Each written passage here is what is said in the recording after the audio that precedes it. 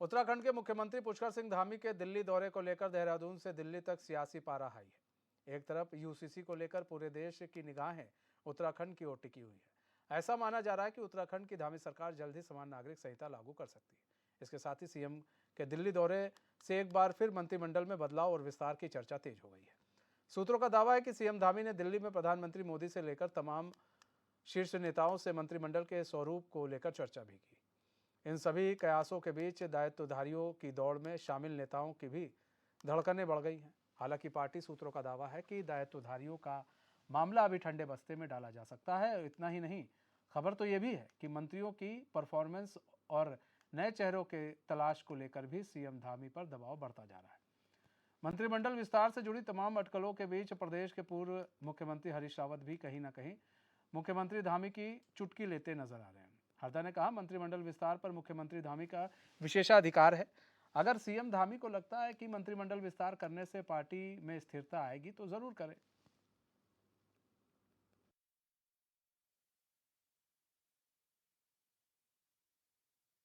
यदि धामी जी को लगता है कि मंत्रिमंडल विस्तार करने से स्थिरता आ रही है तो करेंगे, और यदि जैसा उनको पहले लग रहा था कि इससे कुछ गड़बड़ हो सकती है तो उन्होंने कुछ पद खाली रखे। तो ये तो मुख्यमंत्री का विशेषाधिकार है कि उनका कितना आत्मविश्वास है उस पर और अपनी पार्टी के सहयोगियों पर कितना विश्वास है। हमारे साथ हमारे संवाददाता अस्की जाफरी एक बार फिर से जुड़ चुके हैं। अस्करी, मंत्रिमंडल विस्तार को लेकर तमाम कयासें लगाई जा रही हैं। इसमें जो दायित्वधारी हैं उनकी भी बात अब सामने निकल कर आ रही है और ये कहा जा रहा है, सूत्रों के हवाले से खबर है कि अब उन्हें ठंडे बस्ते में डाला जा सकता है। तो क्या समझा जाए, मंत्रिमंडल विस्तार होगा कि अभी नहीं होगा? दायित्वधारियों को उनका दायित्व मिलेगा कि नहीं मिलेगा? बड़ा पशुपेक्ष में फंसी हुई है बीजेपी के कई नेता फंसे हुए हैं। ऐसे में चुटकी भी ले रहे हैं हरदा। बिल्कुल, देखिए मनीष, बहुत असमंजस भरी स्थिति है इस वक्त, क्योंकि जिस तरह से कई इनिशिएट मुख्यमंत्री पुष्कर सिंह धामी ने लिए हैं, इसमें यूसीसी है और तमाम इस तरह की बातें हैं जो सामने आ रही हैं। इसको लेकर के अगर हम बात करें, धामी मंत्रिमंडल विस्तार को लेकर तमाम लंबे वक्त से चर्चाएं चल रही हैं। हालांकि इसके साथ साथ दायित्वधारी भी जो है कहीं ना कहीं अपनी पैड बनाने में लगे हुए हैं। हालांकि जो अगर हम बात करें, जो प्राथमिकता में है मुख्यमंत्री पुष्कर सिंह धामी की, मंत्रिमंडल विस्तार प्राथमिकता में है, लेकिन उसके बाद दायित्वधारियों का क्या होगा, ये भी एक सवाल खड़ा हो गया है। हालांकि जिस तमाम जो अगर हम बात करें पूर्व मुख्यमंत्री ठीक है अस्करी, बने रहे हमारे साथ। हमारे साथ करण महारा भी जुड़ चुके हैं, कांग्रेस के प्रदेश अध्यक्ष हैं। करण महारा जी, स्वागत है चैन में आपका। करण महारा जी, सीएम धामी की मुलाकात पीएम मोदी से हुई है, यूसीसी को लेकर भी चर्चा हुई है, मंत्रिमंडल विस्तार को लेकर भी चर्चा हुई है, दायित्वधारियों को भी लेकर चर्चा हुई है। ऐसे में लेकिन अभी तक ये नहीं समझ में आ रहा है कि ना ही दायित्वधारियों को दायित्व मिला है और ना ही मंत्रिमंडल विस्तार हो पा रहा है। क्या समझा जाए सर, कहाँ फंसी है अभी बीजेपी?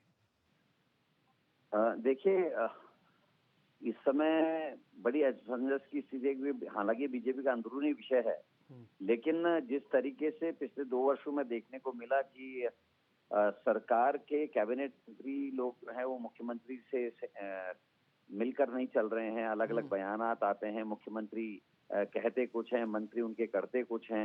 ये अजीब सा ऐसा लगता है कि कोई कंट्रोल ही नहीं है और मंत्रिमंडल के साथी जो उनके साथ सहयोग नहीं कर रहे। ऐसे में अगर वो कुछ चेंजेस करते तो अच्छा है, क्योंकि राज्य के लोगों के हित में सरकार होनी चाहिए और मंत्रिमंडल के लोगों को मिलकर राज्य के लोगों की सेवा करनी चाहिए। ऐसा प्रतीत नहीं होता और हालात ये हैं कि आज प्रशासन भी बहुत ज्यादा कंट्रोल में नहीं है, लाल फीताशाही हावी है और इसीलिए मुख्यमंत्री को बयान देना पड़ा कि तेरी फाइल मेरी फाइल के झगड़े छोड़ें अधिकारीगण।